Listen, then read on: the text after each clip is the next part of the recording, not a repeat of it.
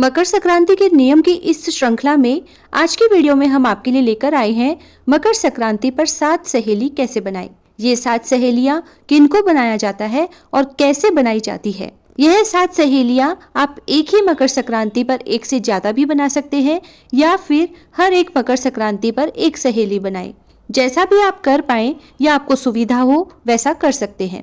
इनमें से कोई भी सहेली आप पहले और बाद में बना सकते हैं। सबसे पहले हम जानते हैं कि पार्वती जी को सहेली कैसे बनाएं। पार्वती जी को सहेली बनाने के लिए साड़ी, सुहाग का सामान, मिठाई, फल आदि का भोग लेकर मंदिर जाएं। उन्हें साड़ी उड़ाएं, सुहाग का सामान चढ़ाएं और भोग लगाएं। फिर गले मिलकर बोलें कि हे पार्वती माता, आज मैंने आपको सहेली बना लिया है। अब आप मेरी सुख दुख की साथी हैं। आप मेरे परिवार का हमेशा ध्यान रखना। इसी तरह से फिर अगली सहेली आप गाय माता को बनाएं। इसके लिए गाय माता के लिए आप चारा, गुड़, खाने का सामान, रोटी आदि लेकर जाएं। उन्हें खिलाएं, तिलक करें और फिर वैसे ही उन्हें छूकर बोले कि गाय माता, मैंने आज आपको अपनी सहेली बना लिया है। आज से आप मेरे सुख दुख में सब में साथी रहेंगी। आपकी कृपा मेरे परिवार पर बनाए रखना। इसी तरह अगली सहेली आप तुलसी माता को बनाएं। तुलसी माता को भी आप लाल चुनरी उड़ाएं, सुहाग का सामान चढ़ाएं और भोग लगाएं। फिर उन्हें भी गले लगाकर ऐसे ही बोलें। इसके बाद में गंगा जमुना को सहेली बनाएं। इसके लिए आप किसी नदी या गंगा पर जा सकते हैं। वहां पर नहीं जा पाए तो आप घर पर ही किसी साफ शुद्ध स्थान पर एक परात में जल डालें और उसमें थोड़ा गंगा जल मिलाएं। फिर उसमें पीपल के पत्ते पर एक बत्ती रखकर दीप दान करें। गंगा माता को फूल चढ़ाएं, चुनरी उड़ाएं, सुहाग का सामान चढ़ाएं। फिर गंगा जल को हाथ में लेकर बोले, हे गंगा माता, आज से आप मेरी सहेली हुई। आप और मैं आज से एक दूसरे के सुख दुख की साथी रहेंगी। अगली सहेली आप बनाएं किसी कुतिया को।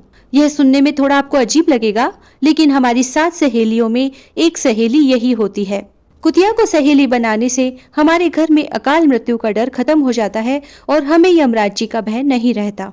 कुतिया को सहेली बनाने के लिए आप अपनी गली में घूमने वाली या किसी भी पालतू कुतिया को सहेली बना सकते हैं, जिसमें उसे आप कपड़े पहनाएं या फिर उसके हिसाब से उसके बैठने के स्थान पर कंबल वगैरह या कोई बोरा वगैरह बिछा सकते हैं।